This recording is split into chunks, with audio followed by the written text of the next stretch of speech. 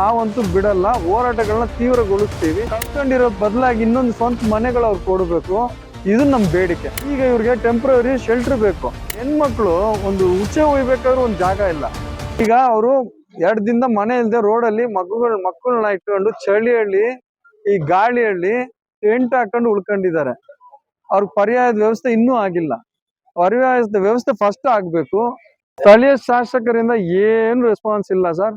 ಈಗ ಇಡೀ ಟಿವಿಯಲ್ಲಿ ಪ್ರಚಾರ ಆದ್ರೂ ಶಾಸಕರಿಂದ ಯಾವ್ದು ಪ್ರಚಾರ ಇಲ್ಲಿ, ಯಾವ್ದು ಜನಸ್ಪಂದನೆ ಕೂಡ ಮಾಡಿಲ್ಲ. ಯಪ್ಪ, KJ ಜಾರ್ಜು ಪವರ್ ಮಿನಿಸ್ಟರ್ ಇದ್ದಾರೆ, ಮತ್ತೆ ಚಿಕ್ಕಮಂಗ್ಳೂರು ಉಸ್ತುವಾರಿ ಸಚಿವರಾಗಿದ್ದಾರೆ.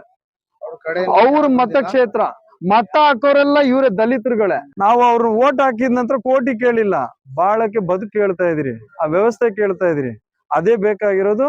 ಮುಂದಿನ ದಿನಗಳೇ ಅದಕ್ಕಾಗಿ ನಾವು ಎಷ್ಟು ಬೇಕಾದ ಹೋರಾಟಗಳನ್ನ ರೂಪಿಸ್ಕೊಳ್ತೀವಿ. ಮುಂದಿನ ಸ್ಟೆಪ್ ಏನಿಲ್ಲ. ಈಗ ಇವ್ರಿಗೆ ಟೆಂಪ್ರವರಿ ಶೆಲ್ಟರ್ ಬೇಕು. ಇಲ್ಲಿ ಗಂಟ ಅದನ್ನು ಮಾಡಿಲ್ಲ ಇವ್ರುಗಳು. ಮತ್ತೆ ಊಟಕ್ಕೆ ವ್ಯವಸ್ಥೆ ಇಲ್ಲ. ಹೆಣ್ಮಕ್ಳು ಒಂದು ಉಚ್ಚೆ ಒಯ್ಬೇಕಾದ್ರೂ ಒಂದು ಜಾಗ ಇಲ್ಲ. ಜಾಗ ಇಲ್ಲ. ಅವ್ರ ಪರ್ಸನಲ್ ಪ್ರೈವಸಿಗಳು ಇರ್ತದೆ, ಯಾವ್ದಕ್ಕೂ ಜಾಗಗಳಿಲ್ಲ ಇಲ್ಲಿ. ಅದಕ್ಕೆ ವ್ಯವಸ್ಥೆ ಮಾಡ್ಬೇಕು. ಮುಂದಿನ ದಿನಗಳಲ್ಲಿ ಶೆಲ್ಟರ್ ಅಲ್ಲಿ ಕೂಡ ತುಂಬಾ ದಿನ ಇರಕ್ಕಾಗಲ್ಲ. ಅವರು ಆದಷ್ಟು ಬೇಗ ಸ್ವಂತ ಮನೆಗಳನ್ನ ಅವ್ರಿಗೆ ಒದಗಿಸ್ಕೊಡ್ಬೇಕು.